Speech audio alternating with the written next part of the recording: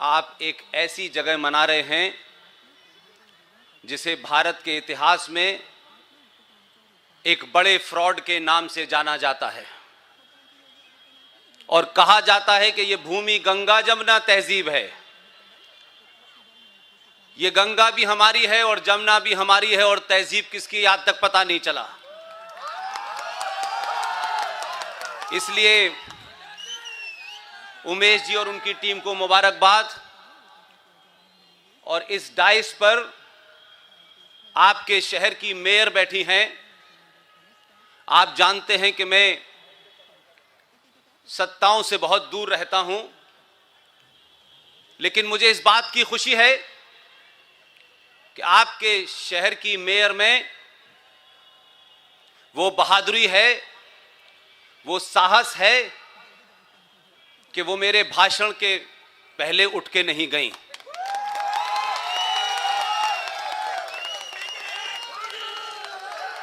ये बात मैं इसलिए कह रहा हूं, सत्ताएं और सरकारें आदमी को झूठ बोलने पे मजबूर करती हैं।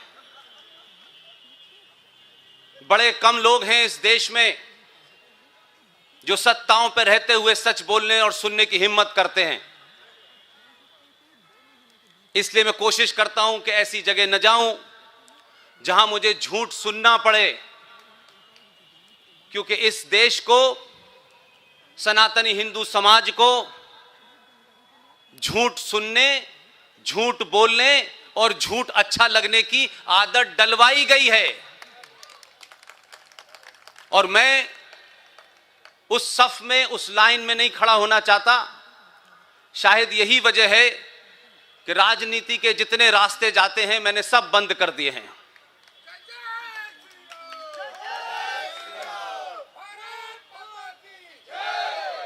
छत्रपति शिवाजी महाराज के इस जयंती समारोह में छत्रपति शिवाजी महाराज क्या थे, उन्होंने क्या क्या किया, वो इतिहास में भी दर्ज है।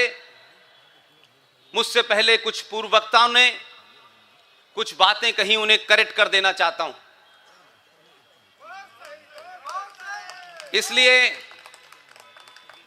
यह कहा गया कि शिवाजी महाराज सेकुलर थे।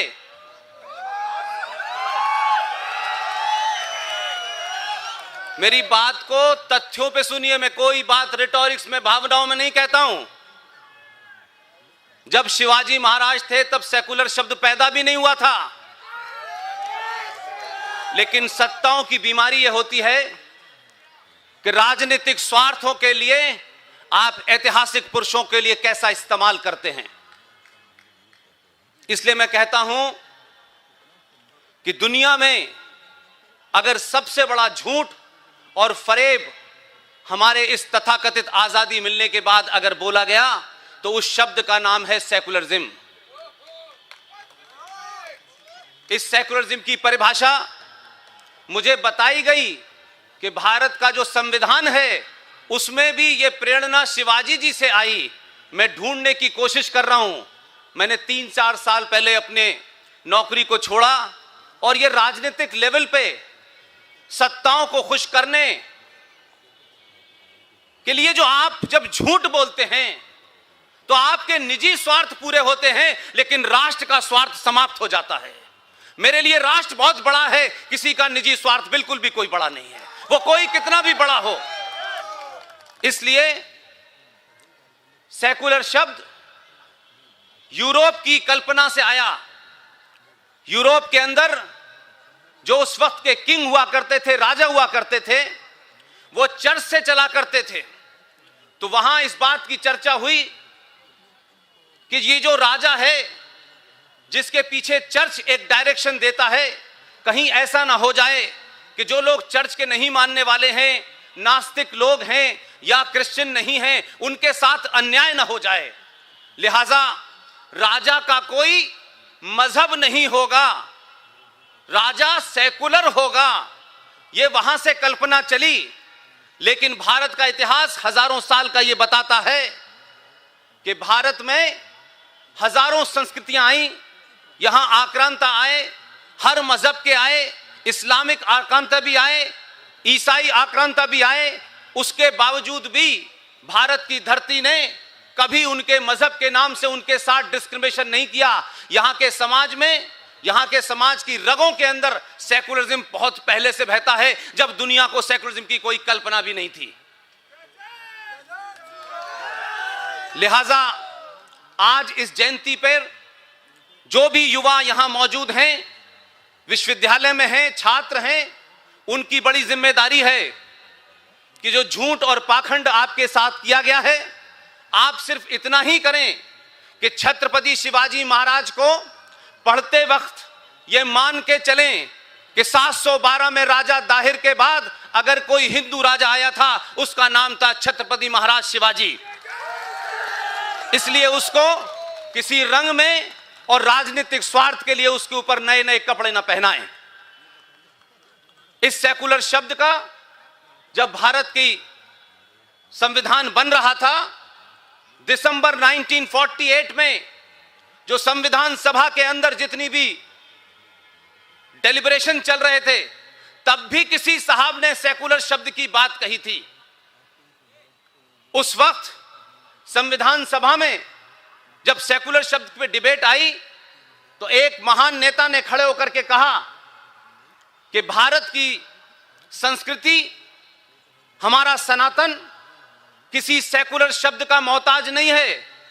भारत की धरती में अनेक लोग आए, अनेक लोग बसे, उन्होंने अपने धर्मों मजहबों के हिसाब से अपने रीति रिवाज किए, लेकिन कोई डिस्क्रिमिनेशन नहीं हुआ।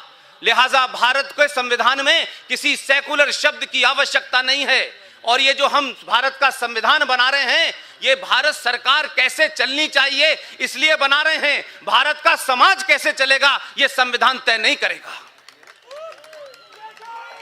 इस डिबेट के बाद जो ओरिजिनल संविधान है, जिसको छुपाया गया, जिसको मिटाया गया, जिसको फाड़ के उसमें से कुछ पन्ने निकाल दिए गए, उस संविधान को, जो बाबा साहब अंबेडकर का संविधान था, उसे सन 1976 में कुछ राजनीतिक स्वार्थियों ने, सत्ता के लोभियों ने, और उस वक्त अपनी सत्ता को बीच में बनाए रखने के लिए कुछ लोगों का उन्हें वोट चाहिए था। इसलिए रात के अंधेरे में जब देश के तमाम नेता और बुद्धिजीवी जेल में थे, यकायक मैडम इंदिरा गांधी ने भारत के संविधान के प्रियम्बल में आपने सोशलिज्म और सेकुलरिज्म का शब्द डाला। और उससे बड़ा अपराध क्या किया, जो आज भी जारी है। इसलिए मैं कहता हूं, शब्दों का चयन, शब्दों का उच्चारण बहुत महत्वपूर्ण होता है। और जो लोग उर्दू जानते हैं, क्योंकि लखनऊ शहर है, कैप्टन सिकंदर रिजवी जो हिंदू राष्ट्र शक्ति के संस्थापक हैं, मैंने सुना है वो भी यहां आए हुए हैं। उर्दू में बहुत छोटी सी बात है, शब्द का अनर्थ कैसे होता है। जिन लोगों ने उर्दू पढ़ी है वो इस बात को जानते हैं। अंग्रेजी में जिसे डॉट कहते हैं, उर्दू में उसे नुक्ता कहते हैं। अगर नुक्ता ऊपर लगा हो तो खुदा होता है, और नुक्ता नीचे उतर जाए तो जुदा हो जाता है। इसलिए ध्यान रखें, शब्दों के साथ खिलवाड़ न करें अपने राजनीतिक स्वार्थों के लिए। 76 में सेकुलर शब्द आया, उसका ट्रांसलेशन किया गया। उस वक्त के सबसे बड़े विद्वान जनाब एलएम सिंघवी साहब बहुत बड़े विद्वान थे, उनसे कहा गया कि सेकुलर शब्द का आप ट्रांसलेशन करें। मैडम इंदिरा गांधी ने यह काम उन्हें सौंपा। तमाम दुनिया भर की डिक्शनरी पढ़ने के बाद उन्होंने कहा, सेकुलर शब्द का हिंदी में अगर कोई ट्रांसलेशन है तो पंथ निरपेक्ष होगा, धर्मनिरपेक्ष नहीं हो सकता। लेकिन हमें और राजनीतिक शक्तियों को और पार्टियों को और विचारधाराओं को अपने स्वार्थ के लिए झूठे नारे गढ़ने का बड़ा शौक है। और एक समय था जब लोग राजनीतिक लोगों की तरफ ही देखते थे और ये मानते थे कि राजनीतिक लोग जो बोलते हैं अच्छा और बहुत महान बात बोलते होंगे। लेकिन हुआ ये कि मैडम इंदिरा गांधी इस बात के लिए तैयार नहीं हुई और उन्होंने उसका ट्रांसलेशन धर्मनिरपेक्ष करवाया। और एलएम सिंघवी साहब ने अपनी किताब में लिखा कि मैडम इंदिरा गांधी, अगर भारत धर्मनिरपेक्ष हो गया तो हाहाकार मच जाएगा, अनार्की मच जाएगी। राजा का धर्म होता है, राजा का मजहब नहीं होता। लिहाजा धर्म और मजहब में जमीन आसमान का फर्क है। इसीलिए हमारे यहां कहा जाता है सारे धर्म बराबर हैं। यह सबसे बड़ा तीसरा झूठ है। धर्म सिर्फ एक ही है।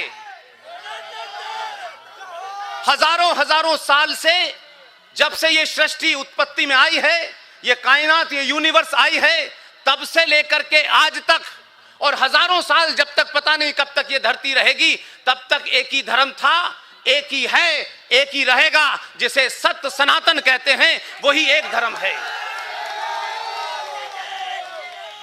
मजहब और धर्म का फर्क समझिए। हमारे संस्कारों में धर्म दायित्व को और ड्यूटी को कहते हैं।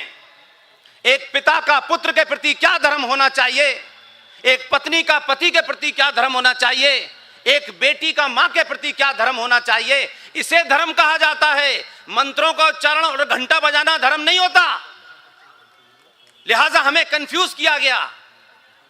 जितने भी मजहब हैं, दुनिया में जितने मजहब हैं, उनकी कोई किताब है, उनका कोई पैगंबर है। वो किताब कभी पैदा हुई है, वो पैगंबर कभी पैदा हुआ है। इसलिए मैं बार बार एक बात कहता हूं कि सनातन का न कोई किताब है, न वो पैदा हुआ है, और जो कभी पैदा नहीं होता वो मर नहीं सकता।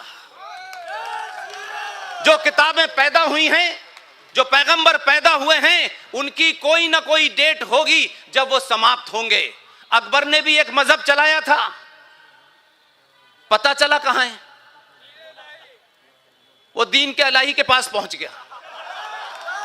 इसलिए धर्म और मजहब में फर्क करना सीखें। इसलिए मैं बात कहता हूं कि आज 2021 के दौर में भारत के युवा के पास एक ऐसा हथियार है कि आप कितना भी पाखंड और झूठ बोलेंगे, आप डाइस से उतर के नीचे जाएंगे, इससे पहले वो युवा बता देगा कि ये जो आदमी बोल रहा था क्या सच था क्या गलत था। 5 मिनट में उसके पास सारी चीजें आ जाएंगी। इसलिए आज के युवा को झूठ और भटकाया नहीं जा सकता। मैं मानता हूं कि आज के युवा इसी कारण से दुनिया में जो उथल पुथल है, अमेरिका में जो उथल पुथल है, दुनिया के तमाम देशों के अंदर जो कोताहल मचा हुआ है, उसके पीछे एक ही बड़ा कारण है कि आज संचार क्रांति ने दुनिया को बहुत छोटा कर दिया है। इसलिए कौन राष्ट्र के साथ है और कौन राष्ट्र के खिलाफ है, यह बिल्कुल ओपन है। लिहाजा एक और हमारे राजनीतिक लोगों ने बहुत दिन तक यह नारा चलाया, मजहब नहीं सिखाता आपस में बैर रखना, हिंदी है हम वतन है हिंदुस्तान हमारा। अरे ये मजहबी है जो आपस में बैर रखना सिखाता है, ये सिर्फ धर्म है जो पूरी दुनिया में बैर रखना नहीं सिखाता। इसलिए अपने अपने नारों को, नैरेटिव को करेक्ट कीजिए। ये 2021 में नैरेटिव की लड़ाई है और आपने गलत नैरेटिव पैदा कर लिए हैं, इसलिए आप सही तरीके से उसका जवाब नहीं दे रहे। मैं कभी किसी युवा से नहीं कहता कि तलवार उठाओ और गर्दन काट दो। जिनकी किताब ये कहती है वो जाने। मैं आपसे कहता हूं कि आप अपने तर्कों से, लॉजिक से, रीजन से, रेफरेंस के साथ आप अपने दुश्मन को नस्ते नाबूद करें। अगर आप बौद्धिक रूप से मजबूत होंगे तो फिर आपको किसी हथियार की आवश्यकता नहीं होगी। एक डरपोक समाज, मानसिक रूप पे समाज पहले डरपोक होता है, फिर आप उसको कितना भी बड़ा हथियार दे दें वो चला नहीं सकता। लिहाजा मैं मानता हूं कि पिछले 70-80 सालों में इस इंडियन स्टेट भारत राष्ट्र के खिलाफ काम कर रहा था। इसलिए स्टेट में और नेशन में फर्क करना सीखिए। देश, राष्ट्र और सरकार 3 अलग अलग चीजें हैं। देश की परिकल्पना सिर्फ एक ज्योग्राफी के तहत होती है कि भारत एक भूमि का टुकड़ा है, उस टुकड़े के तमाम उसकी सुरक्षा के लिए सेना लगी हुई है, एयरफोर्स लगी हुई है, नेवी लगी हुई है। लेकिन राष्ट्र क्या है? देश और राष्ट्र में फर्क सिर्फ इतना ही है कि राष्ट्र आपके सरोकारों से, संस्कारों से, संस्कृति से, आपकी आस्थाओं से चलता है, और राष्ट्र को समाज चलाता है और देश को सरकार चलाती है। पिछले कई सालों में मैं लगातार ये देख रहा हूं कि आज के युवा को, सत्ताओं में बैठे हुए लोग समाज को पूरी तरीके से पॉलिटिकली ड्रिवन कर रहे हैं कि हर आदमी ये मान के चले कि राजनीति ही उसका अंतिम लक्ष्य है। जिन लोगों को सत्ता प्राप्त करनी है उन्हें करने दीजिए, लेकिन जिनको राष्ट्र से प्रेम है, अपनी आस्थाओं से प्रेम है, अपनी पहचान से प्रेम है, अपने सरोकारों से प्रेम है, अपनी संस्कृति से प्रेम है, अपने इतिहास से प्रेम है, वो तमाम सारे लोग राजनीतिक सत्ताओं के पीछे भागने से अलग हों और राष्ट्र निर्माण में लगें, तभी ये देश बचेगा। इसलिए आज ये कहा गया, भारत के आर्मी चीफ ने कहा, खुल्लम खुल्ला कहा, लेकिन हम समाज को इतना स्वार्थी बना चुके हैं कि हमें सच बात अच्छी नहीं लगती। भारत के आर्मी चीफ ने कहा कि ये जो भारत है ये 2.5 युद्ध में ग्रस्त है। भारत के पश्चिम में एक मुल्क है, भारत के पूर्व में 2 मुल्क हैं,